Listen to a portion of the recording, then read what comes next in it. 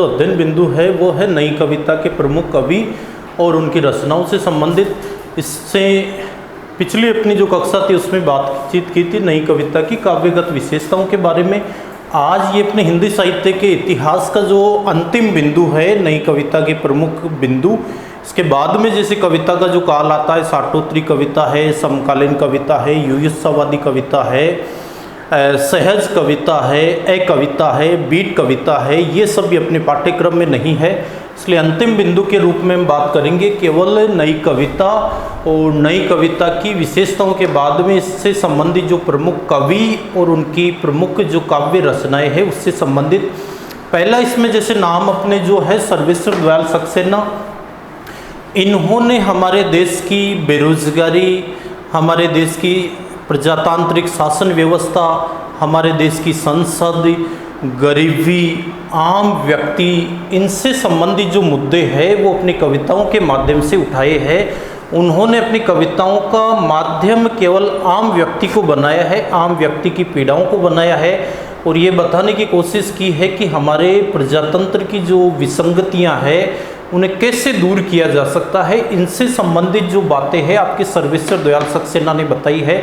इनकी काव्य रचनाओं की बात करें तो काठ की घंटियाँ, बांस का पुल, एक सुनी नाव, गर्म हवाएं, कुआनो नदी, ये इनकी सबसे प्रसिद्ध कविता मानी जाती है। कुआनो नदी, जो एक नदी को आधार बनाकर उन्होंने उस समय की जो परेशानियाँ थी, उस समय की जो समस्याएं थी, उनको लोगों के सामने लाने का कार्य किया है। उसके बाद में जंगल का दर्द और खूंटियों पर टंगे लोग, ये तो इनकी काव्य रचनाएं हैं। लेकिन इन्होंने एक नाटक लिखा है जो बहुत ज़्यादा रोचक हुआ है, उसका भी आपको ध्यान रखना है। उस नाटक का नाम है बकरी। किसके द्वारा रचित है? सर्वेश्वर दयाल सक्सेना के द्वारा रचित जो बकरी जो शीर्षक नाटक है, ये अपने हिंदी के सर्वश्रेष्ठ नाटकों में से एक माना जाता है। अक्सर हिंदी से संबंधित जो भी प्रतियोगी परीक्षाएं होती है उसमें ये पूछा जाता है। इस बकरी के माध्यम से उन्होंने आम व्यक्ति को प्रतिपादित किया है। ये बकरी माध्यम है आम व्यक्ति का, और जिस तरीके से एक बकरी लाचार विवश होती है, वैसे अपने भारत का आम व्यक्ति विवश और लाचार है हालात के आगे। ये सब बातें उन्होंने अपनी बकरी नाटक के माध्यम से बताई है। तो सर्वेश्वर दयाल सक्सेना जो है वो नई कविता के एक प्रतिनिधि कवि माने जाते हैं। उन्होंने तार सप्तक में भी अपनी जो रचनाएं दूसरे और तीसरे में लिखी है। मैंने आपको बताया था कि तार सप्तक नाम से 4 जो साहित्यिक पत्रिकाएं हैं वो प्रकाशित हुई है अपने हिंदी में। याद रखना है कि तार सप्तक प्रथम या पहला 1943 में, तार सप्तक द्वितीय 1951 में प्रकाशित हुआ, तार सप्तक तृतीय या तीसरा 1959 में प्रकाशित हुआ। तो पहला, दूसरा, तीसरा जो तार सप्तक है, इनका प्रकाशन या इनके जो संपादक है वो है आपके सच्चिदानंद हीरानंद वात्स्यायन अगे। और अंतिम जो तार सप्तक है 1979 में प्रकाशित हुआ था डॉक्टर नामवर सिंह और कीर्ति चौधरी के संपादन में। ये भी आपको ध्यान में रखना है क्योंकि ये नई कविता और प्रयोगवादी जो कवि है, इनकी रचनाएं ज़्यादातर तार सप्तक में ही प्रकाशित हुई है। दूसरे महत्वपूर्ण कवि माने जाते हैं अपने कुंवर नारायण। इनमें बात करेंगे तो अपने जितने भी ये 5-6 प्रतिनिधि जो कवि है नई कविता के, कुंवर नारायण एकमात्र ऐसे कवि है जिन्हें साहित्य का सर्वोच्च जो पुरस्कार है ज्ञानपीठ पुरस्कार वो दिया गया है। इनकी जो रचनाएं थी 2005 में उनके उपलक्ष्य में, 2009 में कुंवर नारायण को साहित्य का सबसे बड़ा पुरस्कार ज्ञानपीठ पुरस्कार दिया गया है। और कुंवर नारायण का एक दीर्घ जीवन काल रहा है, तो इनका जो लेखन कार्य है वो भी लंबे समय तक चला था। इनकी एक प्रसिद्ध रचना जैसे ये आत्मजयी हुआ, ये एक प्रसिद्ध प्रबंध काव्य या प्रबंध रचना मानी जाती है जिसमें काव्य शास्त्र के सभी नियमों का पालन करते हुए कुंवर नारायण ने जो है अपने विचार प्रकट किए हैं। कुंवर नारायण ने तीसरा सप्तक में जो है अपनी रचनाएं लिखी थी, इसीलिए इनकी शुरुआती जो कविताएं हैं उनको शीर्षक दिया गया है तीसरे सप्तक में संकलित कविताएं। अर्थात 1959 में संकलित कविताएं।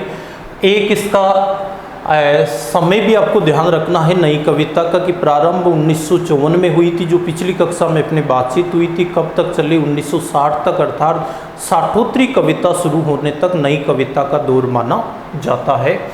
इसके बाद में इनका जो काव्य संग्रह है वो है चक्रव्यूह। आत्मजयी के बारे में बताया था कि एकमात्र इनकी प्रबंध रचना या प्रबंध काव्य मानी जाती है आत्मजयी। परिवेश, हम तुम, आमने सामने, और अंतिम इनका जो काव्य संग्रह है कोई दूसरा नहीं।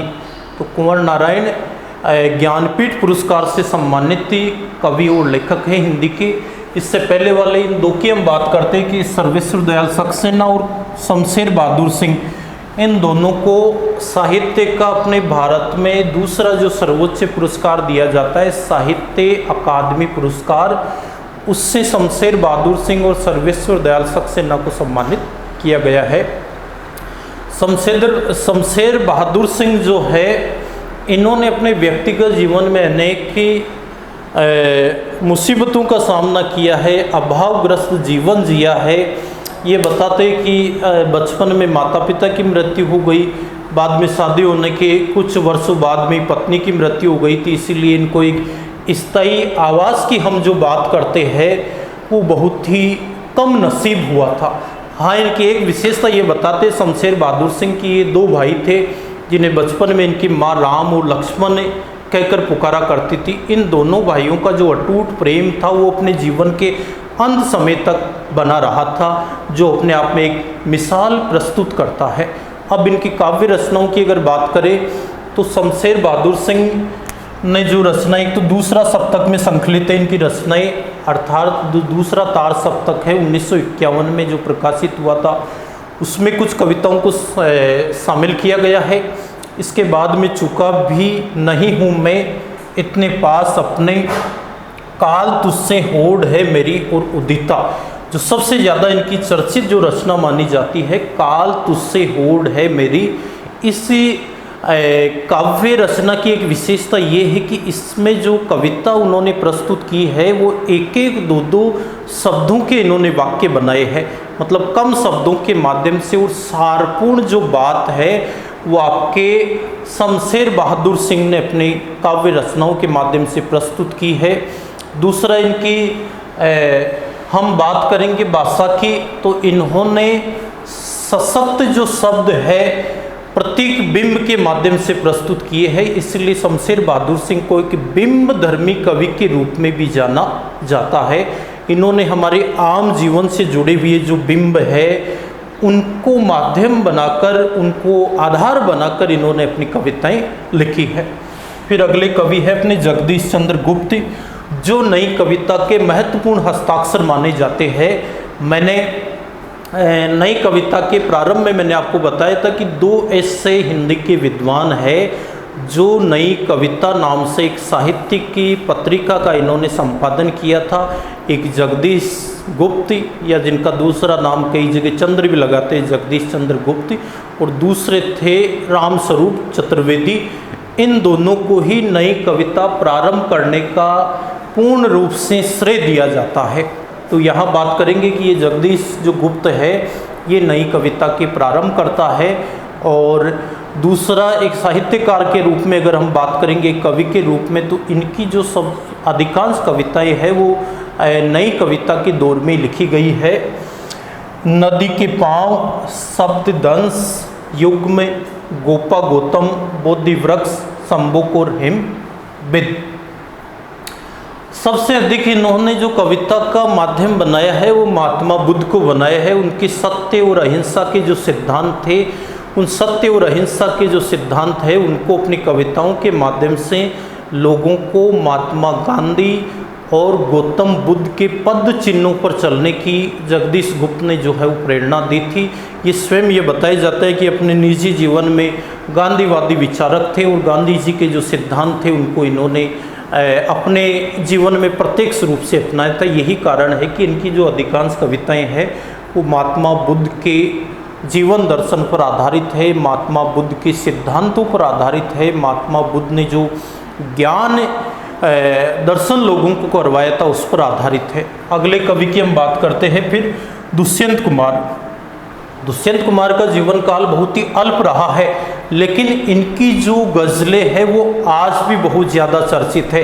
एक हिंदी में गज़लकार के रूप में अगर नाम आता है तो पहला नाम दुष्यंत कुमार का ही आता है, जिनकी गज़लें आज भी मौखिक रूप से जो है वो काफ़ी प्रचलित है।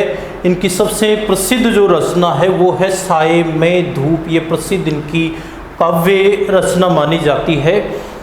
इन्होंने भी अपनी रचना का जो बिंदु है वो समसामयिक बिंदुओं को बनाया था। समसामयिक जो समस्याएं थी, विशेषकर अपने प्रजातंत्र से संबंधित, बेरोजगारी से संबंधित, महंगाई से संबंधित, आपसी भेदभाव से संबंधित हमारे देश की जो समस्याएं, ज्वलंत जो मुद्दे थे, उनको दुष्यंत कुमार ने अपनी काव्य कृतियों के माध्यम से, अपनी गज़लों के माध्यम से उजागर करने का कार्य किया है।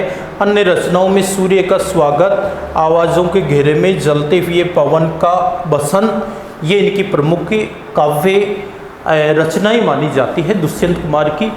अगले कवि की बात करते हैं रघुवीर साय।